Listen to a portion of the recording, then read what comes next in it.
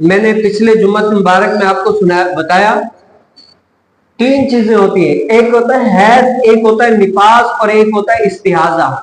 حیض یعنی بالغہ عورت کو جو خون آتا ہے اس کو حیض کہتے ہیں۔ بالغہ عورت ہو جو شادی شدہ بغیر شادی شدہ، اس کو جو خون آتا ہے مخصوص ایام میں اس کو حیض کہتے ہیں۔ اور نفاس اس خون کو کہتے ہیں جو عورت بچہ جنتی ہے، بچہ جننے کے بعد جو خون آتا ہے اس کو نفاس کہتے ہیں۔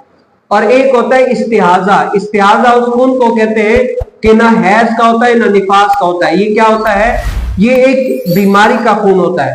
تو حیض اور نفاس کی حالت میں تو اللہ تعالیٰ نے اس عورت سے نماز روزہ وغیرہ معاف کیا ہوا ہے۔ کیا استحاضہ کی حالت میں بھی نماز روزہ معاف ہے یا نہیں ہے؟ اور حیض اور استحاضہ کی حالت میں، حیض اور نفاس کی حالت میں جو مرد اپنی بیوی سے یعنی مباشرت وغیرہ نہیں کر سکتا، تو کیا استحاضہ کی حالت میں کر سکتا ہے یا نہیں کر سکتا؟ اس کے بارے میں شریعت ہماری کیا رہنمائی کرتی ہے؟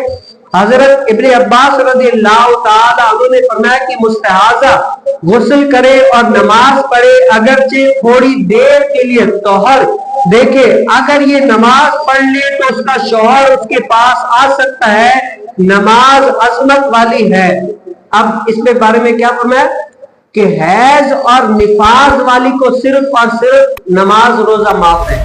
مستحاضہ جس کو استحاضہ کا خون آتا ہے اس عورت کو نہ نماز معاف ہے نہ روزہ معاف ہے۔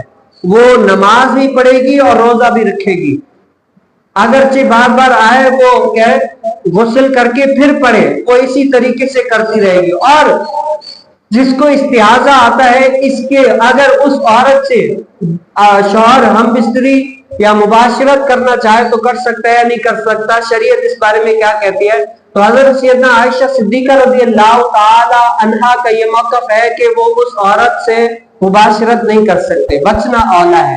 اور اس کے بارے میں اور علماء کرام فرماتے ہیں کہ اگر مباشرت کر لی تو اس میں کوئی وجہ نہیں ہے۔ الغرض اختلاف ہے اس میں، کوئی علماء کہتے ہیں کہ کر سکتے ہیں، کوئی کہتے ہیں کہ نہیں کر سکتے۔